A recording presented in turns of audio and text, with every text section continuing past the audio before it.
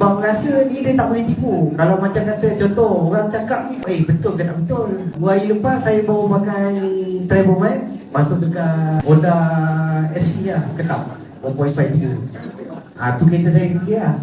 Jadi saya test lepas pakai, sebelum ni memang pakai GTR daripada 2018 sampai ni. Memang rasa tu memang sedap lah. Bila masuk driver bag ni dia rasa feel tu lain.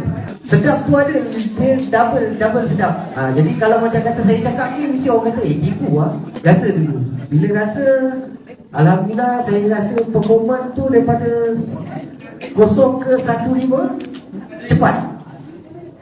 Enjin pun bunyi senyap. Masuk ni dekat bengkel dalam minggu ni ada dekat 2 tin tak saya jual. Satu saya masuk dekat saya punya Honda Civic, lagi satu Honda Civic juga FT. Jadi testimoni daripada FT tu pun dia kata bang memang padu abang. Dia bawa ambil kereta, dia test dan tu memang performance tu memang sedap. Enjin ni pun senyap. Saya nak cerita lebih-lebih saya tak pandai. Tu je lah.